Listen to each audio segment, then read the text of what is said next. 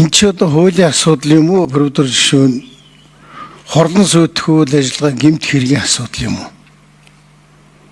2-3 компани орж ирдэг юм бол тэр их хэмжээгээр орж ирж байгаа компаниуд нь юунд яаж хэрэгэлдгийг гээл хууль хяналтын байгууллага аваад үзэн шийдчих болдгоо юм уу? Миний нэгдүгээр асуудал. Хоёрдугаарт энэ компаниудын нэрийг хэлчихээч. Энэ одоо иргэдийн машин техникийг үнэтэйсэнт авсан юм аваачиж бензин савнд янз бүрийн юм хольж хорлон сүйтгэж байгаа гэмт хэрэгэл биш. Тэгээ энэнийг одоо улсын хурл хуулийн батлаад явуулахар зэрэг лобби гэнэ юу гэнэ. Тэгээд баахан явж байгаа буцаад шинээр санаачлал гэдэг бол манай улс бүрэн дампуурч байгаа биш үү?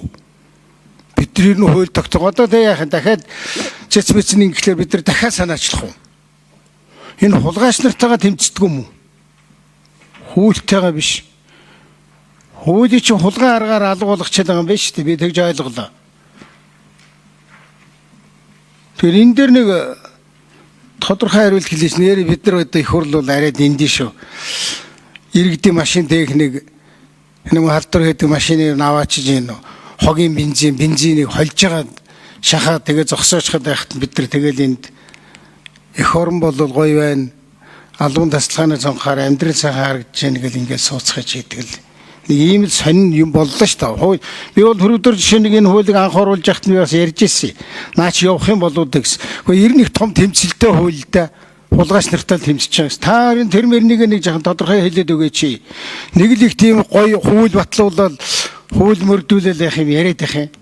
Энэ хулгайтай тэмцэж байгааг хэлээд тэр компаниудын нэрийг хэлчих. Ер нь хэн энийг хийдгийг бас хэлчих. За энэ хууль бус бизнесийг хийхэд бол Монголын яг энэ одоо шатхуундаар хяналт тавьдаг хууль хяналтын байгууллага яам тамгын газар энэ бүх зүйлийг бүгдийг худалдаж авдаг компани. Бүгдийг худалдаж авдаг, бүгдийг дуугүй болгодог компани. Энэ компаниудын нэр бол Lex Oil, Transgate, Petroleum Production гэж компаниуд байгаа. Одоо сүүлийн үед нэг цөөхөн болсон, 3-4 хон болсон. Олон компаниар оруулж ирдэг байж байгаа. Одоо энэ жил ихэд Lex Oil гэдэг компани ерөнхийдөө оруулж ирсэн Transgate гэж компани хоёр. Тэгэхээр энэ компани үндсэн хуулийн цэцгийг хүртэл худалдаж авсан. Энэ компани их хурл дотор өнгөрсөн парламентын их хурл дотор гишүүдийг хүртэл нөлөөсөн. Тийм учраас энэ компани одоо асуудал нь буцаад одоо хууль нь одоо хүчингүй болж шийдэгдсэн гэсэн үг. Тэгэхээр энэ Монголын ард түмний энэ эрүүл мэндийн төлөө ямарваа нэгэн одоо эвдэрлэгүй машин тэргээ авч явахын төлөө дээрэс нь одоо энэ монголчууд ч цаашаа хөгжмөр байна шүү дээ. Бид нар Евро 5-ыг хэрэглэмээр байна шүү дээ. Гэтэл энэ компани хямдхан шатхан оруулж ирээ зах зээл дээр зараад байхтаар нөгөө бусад компаниуд ерөөсөө хөгжихгүй шүү дээ. Үүнээсээ шалтгаалаад бид нар хамгийн хортон шатхуунуудыг бид нар хэрэгжилж шүү дээ. Энээс чинь болоод 92 гэдэг шатхуунд хэрэглэн тэрнээс үнэтэй одоо чанартай тийм одоо шатхууныг бид нар хэрэглэж чадахгүй байна шүү дээ. Тэгээ нэг зүйлийг хэлээ. Энэ шинэ парламент олон сайхан залуучуудтай болсон. Монголын төлөө зүтгэх ийм сайхан эр зөрөгтэй хүмүүс ирсэн. Дээрээс нь 126 болсон. Тийм учраас тэгээд нэг дураараа Монголын төрд нөлөөлөд өгдөг энэ цаг үе чинь өнгөрсөн гэдгийг бас хэлмээр байна. Тамгын газрын дондог дуулуун дарга ер нь бас энэ дээр нэг тайлбар өгчмөр яг цэцтэй холбоотой асуудал дээр дүгнэлт гаргуулах шаардлагатай байсан гэдэг. За, хууль санаачлаас өргөн мэдүүлсэн хуулийн төсөлтэй холбогдуулан тайлбар хэлье.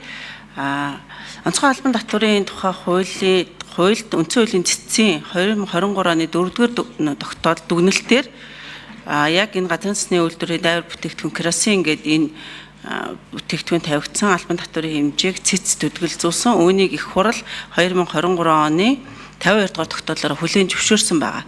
Тэгээд үүнтэй холбогдуулаад яг хууль санаачлаас өргөн мэдүүлсэн төсөл бол энэ зохицуултыг агуулгаар нь сэргээж байгаа.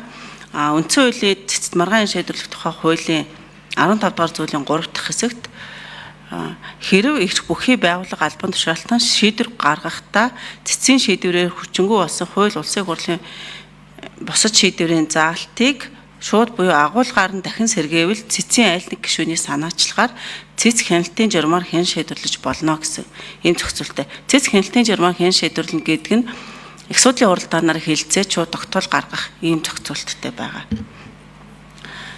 Байнгын хорооны улсын хурлын тухай хууль заасан байнгын хорооны бүрийн эрхтэр бол байнгын хороо хилцэж байгаа хууль тогтоомжийн төсөл хамт өргөн мэдүүлсэн бусад төслийн талаар хууль зүйн зөвлөмж гаргуулах бүрийн эрхтэй гэж заасан байгаа. Тэгэхээр энэ яг цэцгийн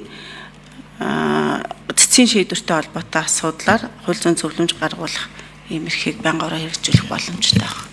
За зөвлөмж гаргуулыг бол хэд хоногт багтаж харах вэ? Байнгын хорооны хүсэлтээр хамгийн газар 14 хоногийн дотор зөвлөмж гаргах. 14 хүртэл хоногийн хугацаанд зөвлөмж гаргах тийм зохицуулт.